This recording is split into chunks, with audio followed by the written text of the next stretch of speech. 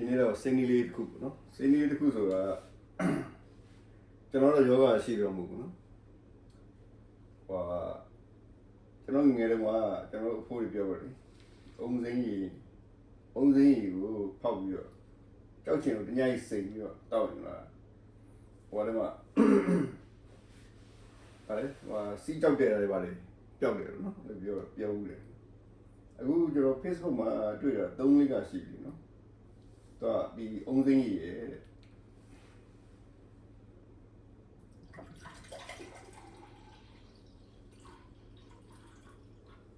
အုံးရပါနော်အုံစိမ်းရထားပါတော့အဲ့ဒါရနောက်ကတရားလီမွန်ဂျူးရနော်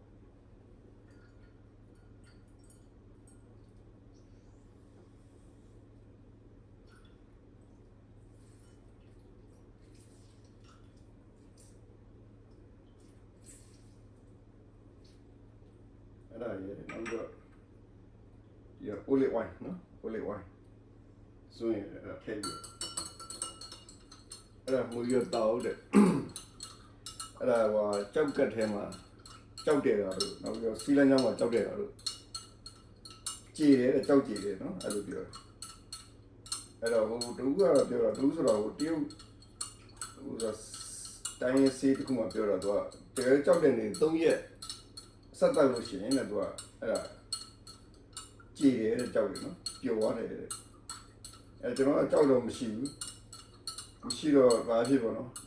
ဟိုတန်ရှင်းလို့တဲ့အနေနဲ့ပေါ့ကျွန်တော်တို့တစ်ပတ်တစ်ခါပေါ့မယ်နော်အဲ့တော့ဘာမှတော့ဘေးတော့ဆိုးစီမရှိပါဘူးဘာလို့လဲဆိုတော့ကျွန်တော်အဖိုးတွေဘုံတော့သူပြောတာဒီအုံစိမ်းရည်တွေကိုတဲ့ကြောက်ချင်ညကြီးထည့်ပြီးတော့တောက်လို့ရှိရင်ကြောက်နေပါလေကြည့်ရဆိုတာဆိုတော့သူတို့ကပြောတာနဲ့တိတ်တော့မကွာဘူးနော်အဲ့တော့အစီအပြေမှထင်ပါတယ်အဲ့တော့ကျွန်တော်တောက်ပြီ